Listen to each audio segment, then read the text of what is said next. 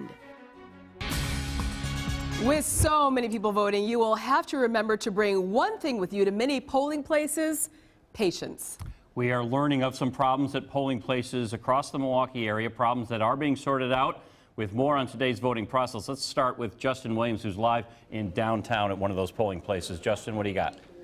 Yeah, Neil Albrecht, who is with the City of Milwaukee's Election Commission, he's the executive director. He said you can expect what we're seeing behind me right now here at Milwaukee's municipal building, the Zeidler Municipal Building. This is the second rush, folks.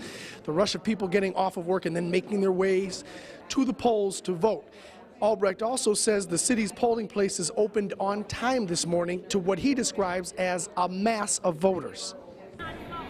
This is Super Bowl for elections, and we're really excited, and turnout has been great. Just be patient, move back around. So great, in fact, that Milwaukee's Common Council President Willie Hines Thanks for coming out to vote.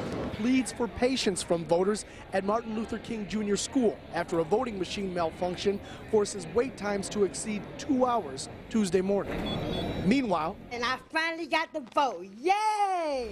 At Milwaukee's Northcott Neighborhood House polling place, Annie Phillips says she was initially denied registration after polling place officials said she did not have the proper paperwork. And they're going to tell me I couldn't vote.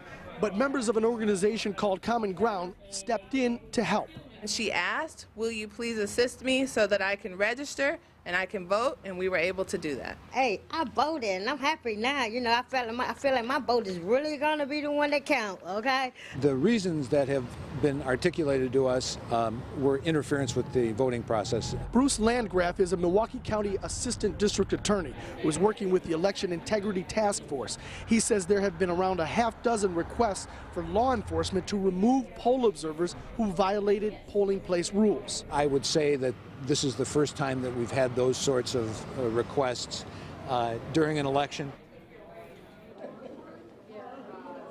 At last check, those requests did not involve offenses which might compromise vote totals, but Bruce was very clear in stating that he expects to get referrals in the days to come. He also says that it appears as though they will not, that the task force, that is, will not be fielding as many of those requests as it did during the 2008 presidential election, if that's any standard of judgment. He says that election had about 100 requests, as he recalls, and at last check, he was at only about 40 so far from Milwaukee County during this presidential election. Live at the Zeidler Municipal Building in downtown Milwaukee, I'm Justin Williams, Fox 6 News. We'll check in later, Justin. Thank you.